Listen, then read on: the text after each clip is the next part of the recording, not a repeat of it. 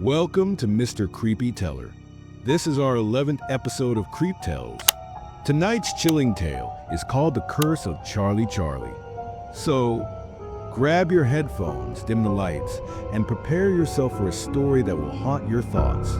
Are you ready to step into the darkness? Let's begin.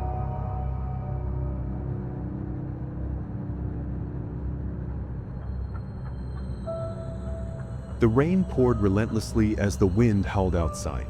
The old, abandoned school had been closed for years, yet it remained a hotspot for thrill seekers. That night, for teenagers, Mia, Josh, Emily, and Ryan decided to sneak in for an experience they would never forget. Armed with only their phone flashlights and a piece of paper, Mia set the sheet down on a dusty desk, drawing a cross with the words yes and no in the 4 quadrants.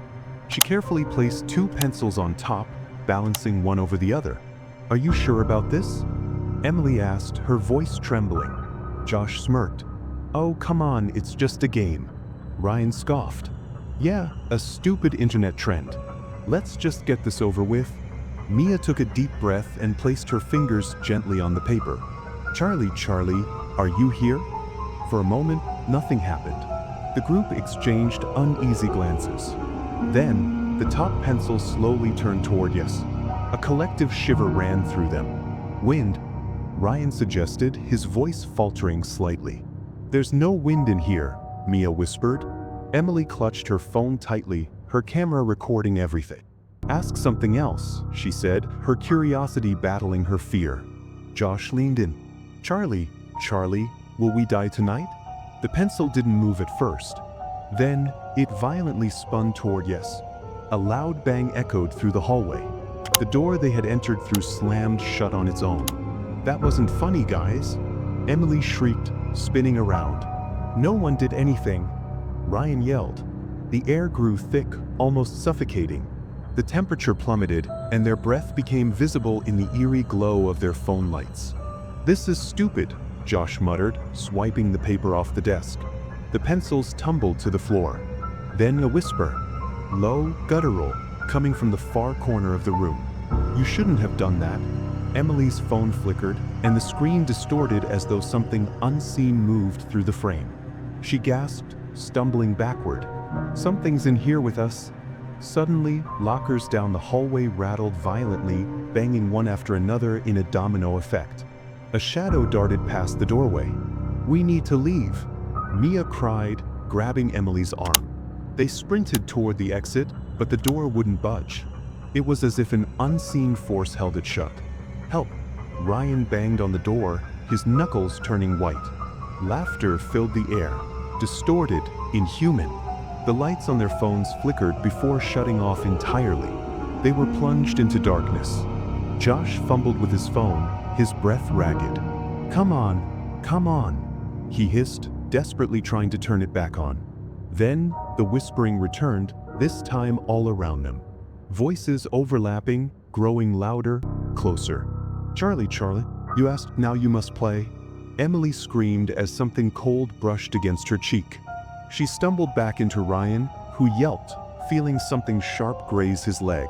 Mia, with shaking hands, grabbed the paper and hastily placed the pencils back in their original position.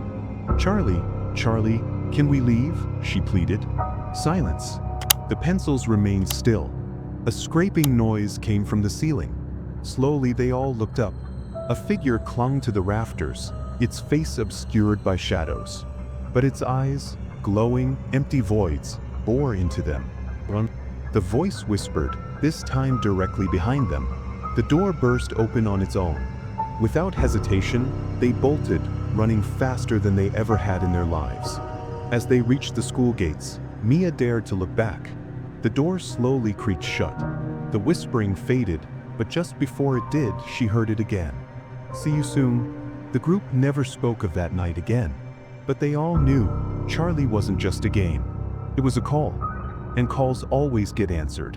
Days passed, but the nightmares remained. Mia kept seeing the dark figure in her dreams. It would be standing at the foot of her bed, whispering in that same hollow voice.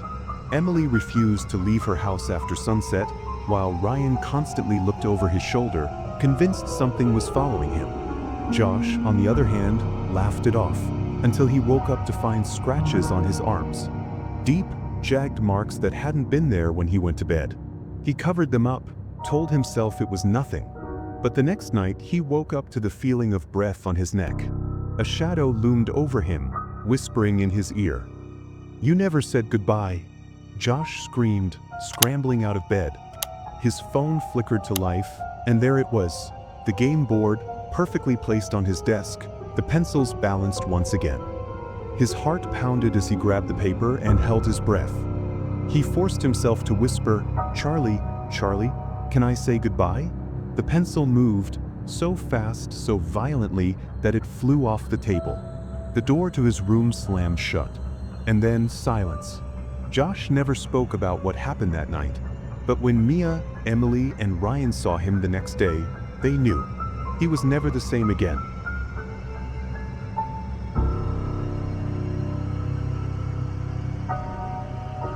If you enjoy listening to episodes like this, please consider liking, sharing, and subscribing to the channel.